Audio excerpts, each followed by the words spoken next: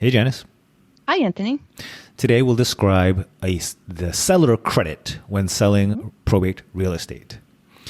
So this is where a buyer agrees to a higher contract price, but the seller also agrees to credit back a set amount to the buyer so that the actual net purchase price is lower. So for example, if the buyer wants the house at $250,000, they would set the contract price at $300,000, but with a side agreement that the seller would give back or credit back on the closing statement $50,000, so that effectively it is a $250,000 purchase price. Was that clear enough, I guess? Yep. On paper, it's 300, but really it's 250. Yeah. Beautifully said. Very succinct. Yep. Okay. So the first question, of course, is, wait, why don't you just reduce the price? Why are you playing all these games? Why wouldn't you just make it a $250 contract price? A couple of reasons. The main two ones that we've seen often. Number one, you're dealing with a co-op or sometimes maybe a condo or homeowners association. Mm-hmm. But I don't think they have the power to block the way a co-op does. But the co-op wants the closing price to be artificially higher to maintain their average price per square foot. So they don't want their books to show, or they don't want their building to show that, they have 5 recent sales. This one sold at 1,000 a square foot. This one sold at 1,000 square foot. This one sold at 700 a square foot. What? Like, what happened there? Yeah. It's dragging down the average price value of the building in theory. Yes. Even though that drag down is totally justifiable because it's a probate property that needs a gut renovation, and there's legal issues with the title that had to be cleared up, and there's a reason for all that. Doesn't matter. They don't want their listings to show a low price. Yeah. Correct. Alternatively, sometimes you want a cash buyer or an investor, typically a flipper, who wants to show the higher price. So, and this is a bit of an assumption on my part. Nobody's really told me this. So if you have it at $250, using our example from earlier, and they're hoping to flip it for, let's say they're hoping to flip it for $350 after they do their work and whatever.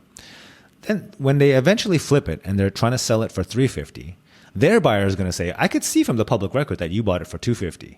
Right. So you're trying to get $100K gain on me? Yeah. Whether or not that's logical, it might be easier for the cash buyer when they flip to sell to their $350 buyer. Hey, I bought it for $350. I'm barely making out here, Yeah.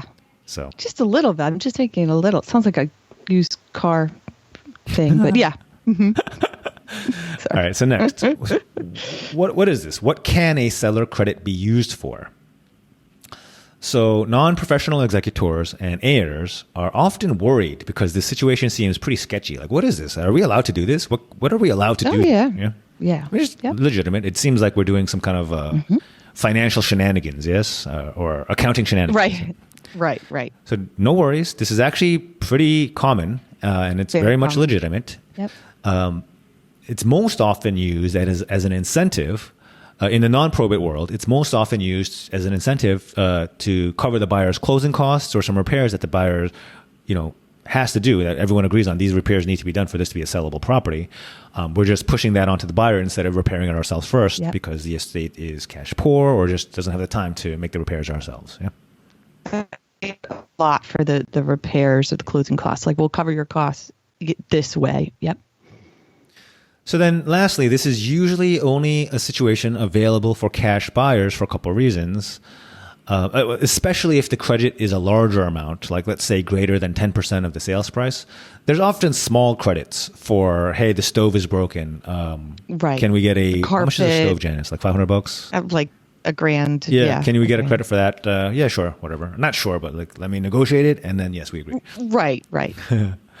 But yeah, if it's a large amount for like a gut reno or for, like I said, large legal issues or title issues, then you're usually looking at only cash buyers because, look, although it is totally legitimate and very common, it does make the closing figures look a bit askew, and basically banks are not cool with that or can have a problem with that.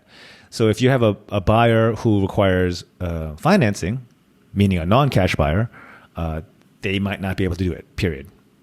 Correct. And therefore, usually cash buyers only.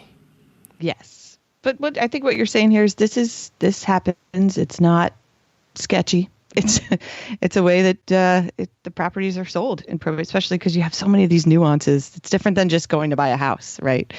Yeah, selling a probate house. This is one example of the ways selling probate real estate can be very different from just, you may have sold your home once or twice and thought, oh, I can be the executor. I'll just do it.